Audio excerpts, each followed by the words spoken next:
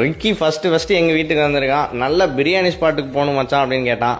ஆமாங்க, நம்ம ரிக்கி தான் நம்ம கோவிலுக்கு வந்திருக்காரு. ஸோ நல்ல பிரியாணி சாப்பிடணும் அப்படின்னு சொன்னால் நான் ஆர்எஸ்புரத்தில் இருக்கிற அச்சயாக்கு கூட்டிகிட்டு போயிட்டேன். ஏன்னா எனக்கு பிடிச்ச favourite one of the main biryani spot அப்படின்னு சொல்லுவேன். பிரியாணி மட்டும் இல்லை, இங்கே எல்லா சைட் டிஷ்ஷுமே கொங்கு நாட்டு ஸ்டைலில் செம்மையாக கிடைக்கும். இங்கே இருக்கிற பிரியாணி நான் எப்போவும் சாப்பிட்றத விட அன்றைக்கி இன்னுமே சூப்பராக இருந்துச்சு. ஸோ ரொம்ப சாட்டிஸ்ஃபைடாக இருந்துச்சு. ஸோ கண்டிப்பாக அவனுக்கு பிடிக்கும் அப்படின்னு நான் நினச்சேன்.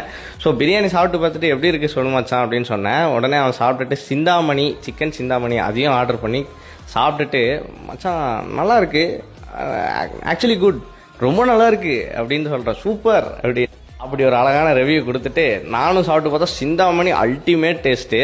சென்னையில் சோடா பிளாஸ்டிக் பாட்டிலில் தான் கிடைக்கும். ஸோ இங்கே கண்ணாடி பாட்டிலில் கிடச்சதை பார்த்துட்டு ரொம்ப சந்தோஷமாக ஜாலியாக குடித்தான். ஸோ நல்ல எக்ஸைட்மெண்ட்டோட நல்லா சோடா குடிச்சிட்டு பீடா சாப்பிட போயிட்டோம்.